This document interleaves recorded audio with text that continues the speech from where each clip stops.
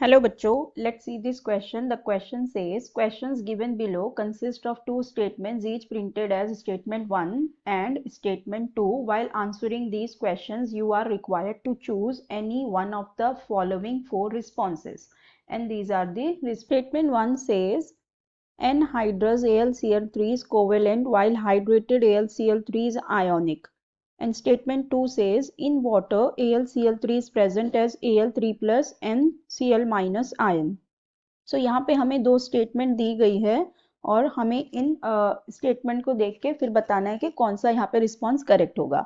सो देखो हम पहले स्टेटमेंट 1 की बात करते हैं. स्टेटमेंट 1 में हमें दिया है that anhydrous AlCl3 is covalent while hydrated AlCl3 is ionic. ठीक है, हम मतलब हमें यहाँ पे ये कह रहा है जो एनहाइड्रस AlCl3 होता है वो कोवेलेंट होता है. ठीक है, सो पहले हम बात करते हैं एनहाइड्रस AlCl3 की.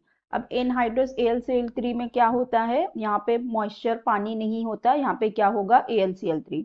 सो अब देखो AlCl3 एनहाइड्रस में यहाँ पे क्या होंगे, एल्यूमिनियम 3+ के आयन्स होते हैं. ठीक है, यहाँ पे एक एल्यूमिनियम 3+ का आयन है और यहाँ पे हमारे पास है 3 क्लोराइड के आयन. ठीक है, अब ये दोनों जो होते हैं ये बॉन्डेड होते हैं कोवेलेंटली. ठीक है, ये होते हैं बॉन्डेड कोवेलेंटली होते हैं. ठीक है, अब ये कोवेलेंटली होते हैं और यहाँ पे जो हमारा एल्यूमिनियम आयन है इसका जो पोलराइजिंग पावर होता है ये बहुत हाई होता है, ये ज्यादा होता है. ठीक है, यहाँ पे इसका पोलराइजिंग पावर ज्यादा होता है. सो जिसकी वजह से भी ये क्या करता है, कोवेलेंट कैरेक्टर शो करता है. ठीक है, इसकी वजह से ये क्या करता है, कोवेलेंट कैरेक्टर शो करता है.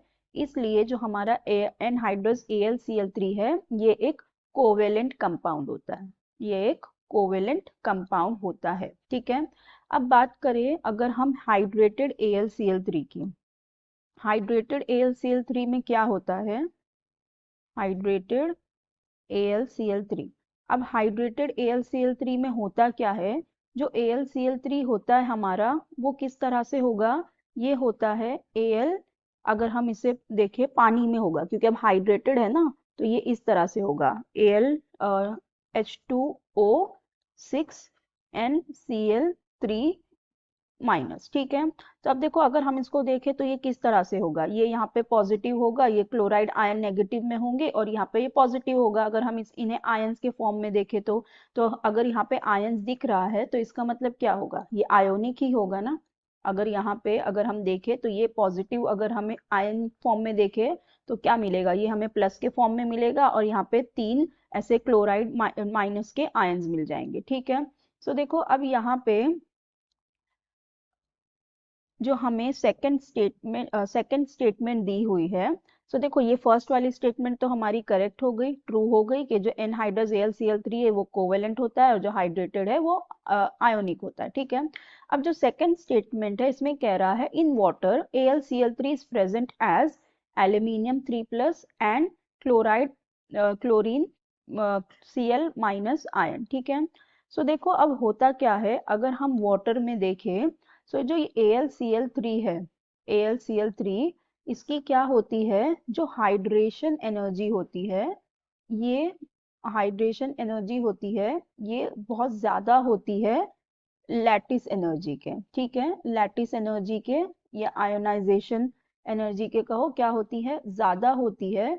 तो उसकी वजह से होता क्या है कि जब अगर हम इन्हें पानी में डिसॉल्व कर दे, ठीक है, अगर हम इन्हें पानी में डिसॉल्व कर दे तो ये हमें दे देंगे यहाँ से यहाँ पे देखो अगर यहीं पे हम देखें तो यहाँ पे अगर हम इसको देखें तो ये हमें यहाँ पे क्या देगा, इस तरह से देगा एल्यूमिनियम H2O6 और यहाँ पे 3+. ठीक है, ये इस तरह से है और यहाँ पे 3 Cl माइनस के आयन है. ठीक है, तो इसका मतलब अगर हम देखें तो यहाँ पे एल्यूमिनियम 3+ के आयन मिल रहे हैं हमें और क्लोराइड माइनस के आयन मिल रहे हैं. ठीक है, तो मतलब ये क्या होगा, पानी में ये हमें इस तरह से Al3+ के आयन्स दे देगा और Cl माइनस के आयन्स दे देगा क्योंकि इसकी hydration energy is greater than the lattice energy. So इसका मतलब ये जो स्टेटमेंट 2 दी हुई है ये भी बिल्कुल करेक्ट है, that in water AlCl3 is present as aluminium 3+ and chloride minus ion. So ये स्टेटमेंट भी हमारी करेक्ट हो गई, ट्रू हो गई। लेकिन जो देखो ये जो सेकंड स्टेटमेंट है ये फर्स्ट वाली स्टेटमेंट को डिफाइन नहीं कर रही, करेक्टली एक्सप्लेन नहीं कर रही है, क्योंकि यहाँ पे हमें बात की गई है कोवेलेंट और आयोनिक कैरेक्टर की, और यहाँ पे कहा है कि जो वाटर में ये इस तरह से होती है। ठीक है, तो इन दोनों के अलग एक्सप्लेनेशन है।